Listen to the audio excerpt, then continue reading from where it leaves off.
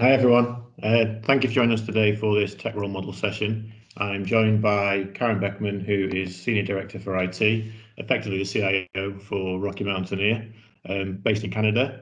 But prior to moving to Vancouver, Karen had over a decade of experience working in the UK. So, hi Karen, thanks for joining us. Hi, thanks so much for having me. It's a pleasure. I'm sure the guys will get a lot out of this conversation. What would be useful to start with is you just give us a general overview of your role at the moment, what it is you do, what you're responsible for, and all those kind of things. Yeah, that's great. Thanks, Kevin.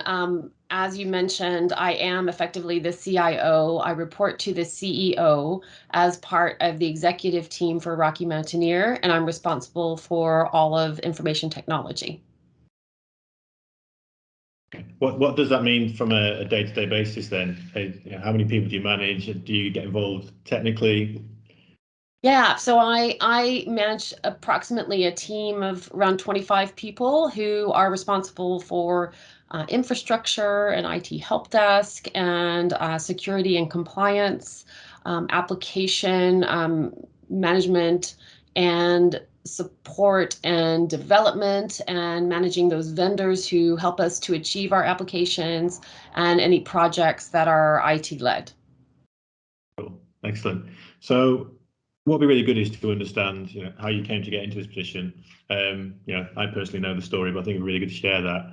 So if we go back to probably your degree is the best place to start. 'Cause I know you did a psychology and business degree. So I'm Yeah. guessing that as a young person, you never thought you were going to end up working in tech or had dreams of working in tech.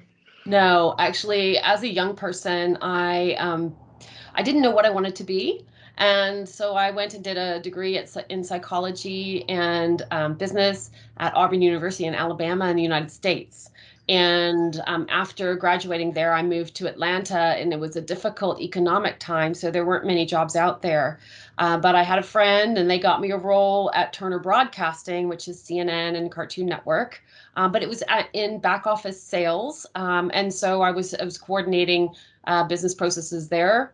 I then decided I wanted to get a job in my field, which, having a degree in psychology and business, I thought HR would be the way to go. So I worked there for a while and had some experience there. And then we went through a merger, and my department went away.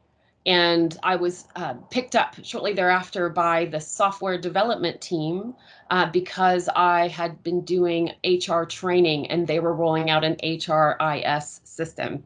So I went over there as a software trainer, learned all about that system, wrote the curriculum, and delivered the training. And then I moved on to the financials ERP implementation.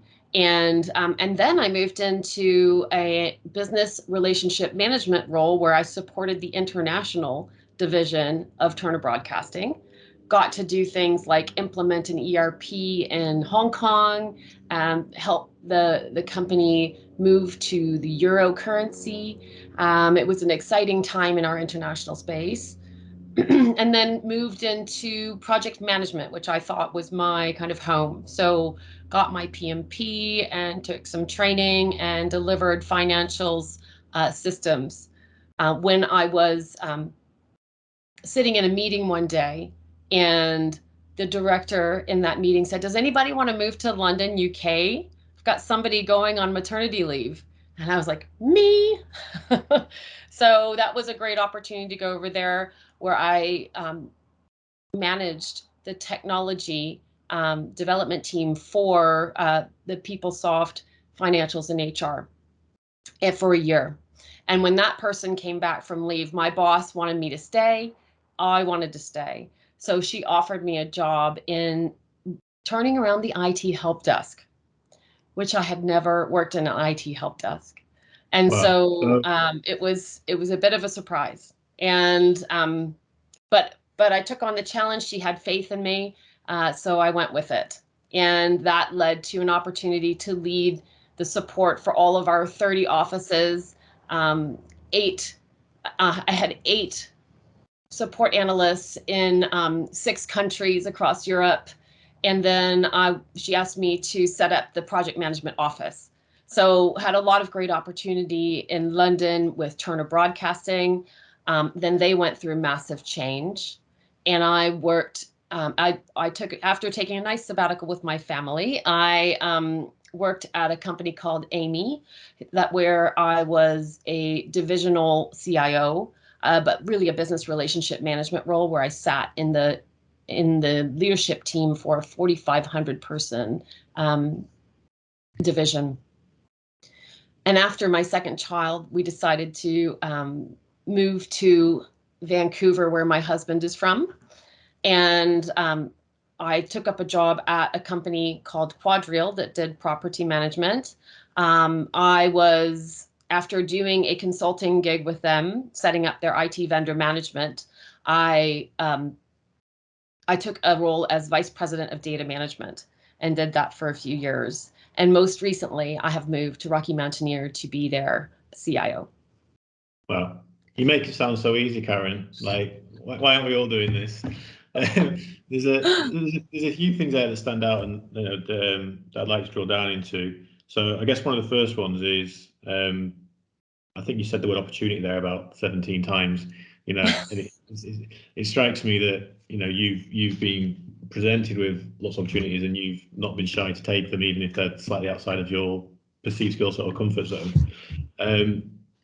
And then even within that, there's a few things discussed. So, first of all, why do you think it is that people would specifically come to you for opportunities? Were they personal contacts? Were they sponsors of yours? Yeah, I think that because I worked for the same company for 20 years at Turner Broadcasting, my name was known, my work was known. I would say that my leader in London was a sponsor of mine and gave me lots of opportunities. But most importantly, people knew my work. They knew what I was up to. And really, I think my secret sauce in that scenario was that I'm focused on continual improvement. So it's all about transforming the IT department, making the processes better, empowering people to lead and be self-sufficient. So I think having that focus gave me the opportunity, for instance, to turn around an IT help desk where I had never had that experience before. Yeah. And the first, like, what I would call tech role was probably the trainer for the HR systems. And it seems like quite a simple transition because of the subject matter expertise you had in the HR field. But then straight after that, you went into a financials ERP implementation where I'm guessing you didn't have that much subject matter expertise in finance. So what skills do you think it was that were important that you had from your training, your degree, and your early career that really enabled you to be successful in that implementation project management space? Yeah, so remember that was a business relationship management role. So really, the skills that I brought to the table was being a translator. The IT department was having trouble getting the right requirements from the business, and the business was having trouble articulating the requirements to IT. So really, I was there, sat right next to the business leader, making sure that I understood her needs from a real life, what is the impact perspective, and being able to translate to that to IT. And that is crucial. That is a skill that will take you far in IT. Yeah. Absolutely. And I think when we spoke most recently, we were talking about your career and the fact that opportunity to run the help desk, and like you say, it was something that you'd never done. But I think this is a real key example of showing like how to be in a leadership role. You don't have to know everything about the team that you're leading. And I think it's really interesting if we map that against other leadership roles to think like, does a CIO need to be an expert in data and product and security and software management? Because you were running a large help desk function without ever having worked in that environment or supported the issues that were coming through that help desk. Yeah, and I think the skills that I learned in that challenge have carried me a long way. Skills like going back to headquarters and saying, hey, does anybody have best practices for the help desk that we can apply? Oh, great, you've got a system for me. Let me use that. Oh, you've got these people to support me. Great. Like they thought it was fantastic that there was somebody in the European regional headquarters that they could help influence to get on the program, right? So I took advantage of people that I knew that had the knowledge and the tools and the resources that I could take advantage of. In addition, I did research on the internet to understand, what does a good help desk look like, right? And so I can see that you know repeating throughout my career. When I took that consulting gig in IT vendor management, I'd never done that before either, but I'd seen how it can work. And so taking those skills, I was able to make a good impression at the new company in Canada. And then they said, oh, well, if you can do that, you can do data management, which I'd never done before either. Right. And I'm still using those skills today of researching on the internet, talking to people I know, networking to get insight into areas where I might have a weakness. Yeah. And coming into tech as an outsider, being a non-techie and also, probably being one of the very few women in tech at that time, were there any mechanisms or any techniques you used to try and fit in and get along with the guys? Yeah, I think, probably back in the day, it was like just become one of the guys. And so it was just trying to be like them as much as possible. And in my early days, it kind of really kept my business and personal life very separate. So I didn't share anything with anybody about who I was outside of the office.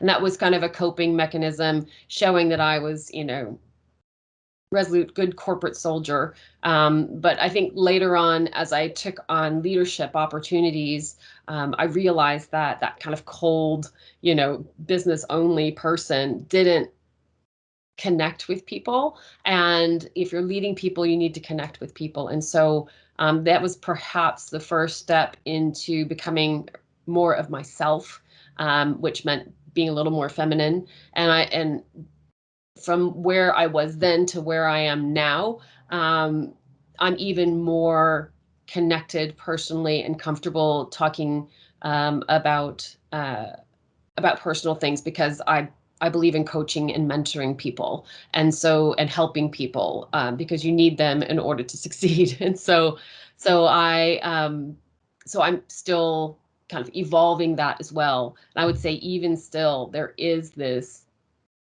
um, need or expectation that you act a certain way, which is not entirely feminine. Yeah, So still a journey. It's still a journey I'm on. I was going to ask as soon as you said, that you became a chameleon and tried to act like the guys, whether you thought that was the right thing to do. Because in my experience, I think that's probably quite dated advice, and lots of companies these days are looking for diversity, and not because they want the numbers to look right. It's because they genuinely recognise that men and women and all different types of people have different skills, and you need Yeah. all those different skills to complement each other to make a team. And Mhm. it's no use everyone thinking the same way. So I That's think right. it's a really important message that other people watching this should realise is, if you're hired for who you are, not for who they want you to be. Absolutely. And, again, that was 20 years ago, right? So it and I would say absolutely be who you are because people can't relate to you if you're pretending, right? So um, it is important to be who you are, but know that there are certain expectations out there that you might have to adjust to.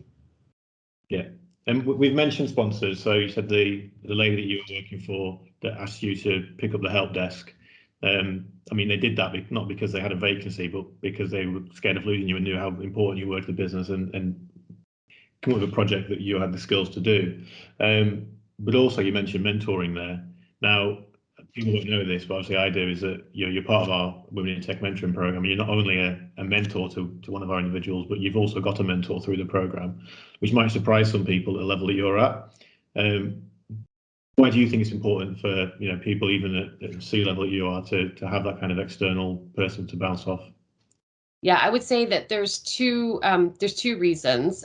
Number one, this is a role that I haven't had before. So I have been divisional CIO before, but I reported to a group CIO. So this is a new responsibility, and I'm reporting to the CEO, which is a different level, which is the reason that I took this role. So number one, I just want to have somebody to bounce ideas off of as I move up in my career. And number two, it's kind of lonely at the top. Like, I don't have any peers who understand what I'm talking about in my company, right? I have peers understand the business, but they don't understand the intricate challenges of being responsible for IT. And so I look to others for insight. I might ask, what does your organizational structure look like? What roles do you find important? What are the trends that you've got that you're managing? How did you handle compliance? Just these different tactics or focuses that I would want insight into, and conversely, that I share with my mentor, right? Yeah, no. So it's about that one-to-one person you speak to, but I guess it's also a link into an external network, isn't it? Yes. So for me, networking is quite important, especially in Vancouver.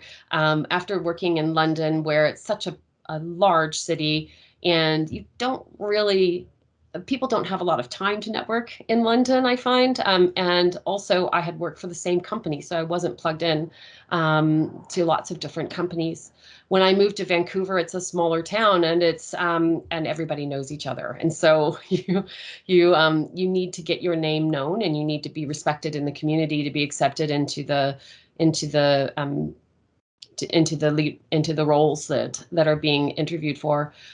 So basically, I had a lot of coffee when I moved to Vancouver, and made a lot of connections. And what that's provided for me is not only jobs and opportunities, but also, again, kind of co-mentoring opportunities, and also places to go when I need advice on particular specialties that I don't have expertise in. So I've been able to engage with people in my network, like contractually, who have come on board to support me in this role. So it's the importance of networking. I can't stress enough. Yeah, no, I completely agree. I think it's at every level, in terms of finding a job. I think the first thing you said was your first job is because a friend suggested you go work for Turner. Exactly. You can't put a price on that. And then once you are in a job, we see it across our mentoring community. People that you think should, its external perception is, they know what they're doing. They've done it about 1,000 times. They always take on new projects on a daily basis, and they're constantly going like, right, who's done this before? How do we tackle this? Exactly. It doesn't matter what role you are in the business. You're never expected to know everything and have experienced everything before, and That's right. you should lean on others to do that. And that's Go on. I was just going to say that's something that I've really had to accept in this role, because having the breadth of this responsibility, when I went to interviewing and I started doing research on technical detail that, I don't even need to know, because I have experts in my team who do that, right? Who advise me on it. And so it's definitely, it's a great journey to accept that you don't need to know everything. Yeah. Has so this is the role that you got now, which is reporting to the CEO, so effectively sitting at board level. Has that changed your perception of what IT should be within a business, and the kind of the way that IT should go about trying to add value? Yeah, I don't know. I don't know that it's changed my perspective. I think that it's given me a great insight into the company and how all of the inner workings work, and the real limitations that IT can have. Um, I think it's being at this level. It's kind of made me resolved on certain approaches that I take. For instance, having the business advocate for their systems, having the business decide um, what projects are important, having business ownership of their solutions is really important, because I don't want to be the person deciding who gets their next IT solution. I don't want to prioritize. So it puts IT in a difficult position. So for me, it's all about creating that business-led governance so that they can create their future through our partnership. Yeah, excellent. And then one other thing that I picked up on when you were talking, there was you just dropped in, had my second child, moved to Vancouver. So how did you manage that? Because a lot of people ask, coming into the mentoring program, looking for support about how do I take a career break, about derailing things. At no point did you say things got put on hold. You were just like progress, progress, progress, had kid progress. So how did that work for you? Well, I think I had the motivation because I'm the breadwinner. So, I wanted the roof over the head, right? Which was the first thing. But I think it was really great when my husband encouraged us to take that sabbatical. We did 3 months, 12,000 miles in a Ford F-350 and a 30-foot travel trailer from Atlanta to Vancouver. And it was an amazing journey, stressful all the way because I was unemployed. I didn't have a job to go back to. But it was such an amazing opportunity to challenge myself and accept that I can find a job. And so in that situation, as I was landing in the plane back to London, there was a call from a recruiter that ended up being the job I needed. How do I do it with kids? A lot of support from my husband and discipline. I'm very committed, but I don't work extremely long hours on a regular basis. I do create my boundaries and live within them. And my mind might be working outside, but I really try to control my time. Um, Also, I think just how did I do it? When we were moving from London to Vancouver, it was really difficult. I had a 6-month-old. I didn't have the right to work here. I didn't know anybody. And so I think it is just good old perseverance. Yeah.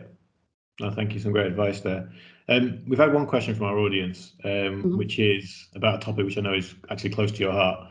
So this person is working in a company which is becoming more data driven, but they don't personally have a background in data, and they were asking for your opinion, which might split the audience, as to where you think data should sit in the organization. Yeah, so it's an interesting question, and thanks for asking it. I do have a soft spot in my heart for data and enjoy when I can incorporate that into IT. I would say that it depends on which part of data you're talking about, because the type of work I did in data was around data governance, data quality, document governance, and document quality, and kind of that preparation for analytics. And analytics is a different item, so it's kind of in the process. Um, so when I worked at Quadrille as vice president of data management, we started off data management within IT. And I considered that period for about a year and a half of being kind of incubating the data function within IT, because there was appreciation and understanding of the power and need and use of data within IT. But as the team became more mature and we got our tools to support our processes, we established the DAMA processes, and we got a few wins under our belt. We were in stride, and so at that point, we had always planned to move data out of IT and under the chief operating officer. And for me, like, that is either that or the legal department or somewhere outside of IT makes a lot of sense for where that data governance function should reside when it is mature. Regarding analytics, it's an interesting question if you're talking about the building of the platforms. I tend to think that might need to sit within IT. If you're talking about the use of the data, that might need to sit in the business. At my current company, it sits in the marketing department. However, I think if you want marketing-driven analytics, then it should sit within the marketing department. It could likely need to sit in the chief operating officer function again, or straight to the CEO. So I think it should be independent and not biased by the department it sits in.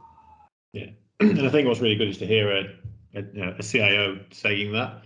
It's to recognise that although there are certain things which in that process which you probably want ownership of to make sure that they're built and developed and released in the right way, that actually the insight that's coming out of that is a business thing. It's something that the business should take accountability for and use in the right way.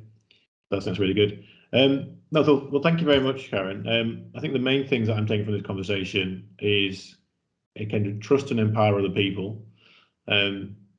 You know, you're obviously very successful, but I think the main skill that you're talking about there in terms of that's driven that is your ability to communicate and connect with the other subject matter experts. So, you know, connecting the business to the tech people, trusting the tech people to do what they do best, and you know, you just make sure you're delivering the right message to them and leading them in the right way. And Yeah. you know, obviously, you know, you don't need the technical skills to do that.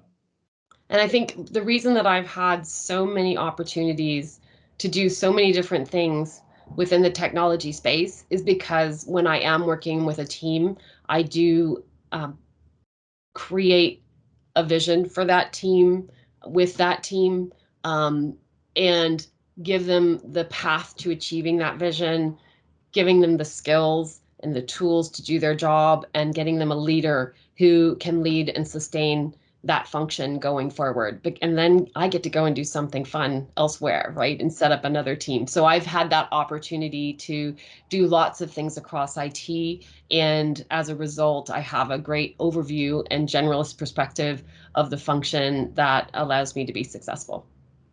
Yeah, absolutely. And I think it's also that recognition of knowing your strengths and playing to your strengths and using that to your advantage, and then not dwelling on the things that are perceived to be weaknesses, and actually filling those gaps with mentors, the wider network, empowering people below you to actually take accountability for things.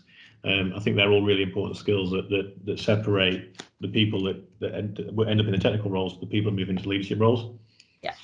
You know, Yeah, that's right. you can't be the jack of all trades, can you? You know, you have to. No, you can't. You can't. And it's amazing if you do get the right leaders, and I tend to hire as much as I can, um, as much skill set as I can. So if you do get the right leaders and you empower them, they're going to want to own that space anyway, right? So you bring them in and have them continue to advise you, and you can put all the pieces together to tell the story at the top. Cool. So one parting question for me then, just to put you on the spot, thinking about the more junior members of our network who are, you know, about to start on a journey which hopefully is successful as yours. You know, what is that one piece of advice you would give yourself if you were going back to, you know, being a psychology and business graduate and entering the world of work? I would just say don't hold yourself back. Just go for it, right? Just take the leap, take the chance. What's the worst that can happen, right? So, and if the worst happens, you'll only be stronger for it. So just go for it. Amazing. Thank you. Thank you so much for your time. It's been really Yeah, my great. pleasure. I hope it helps. The end of the day here, so I'm going to log off, but you're going to start a day's work now, sadly. Getting started. Well, thanks for making time for us before you do that. Cheers, Yeah. Karen. Thanks so much, Kevin. Bye bye. Bye.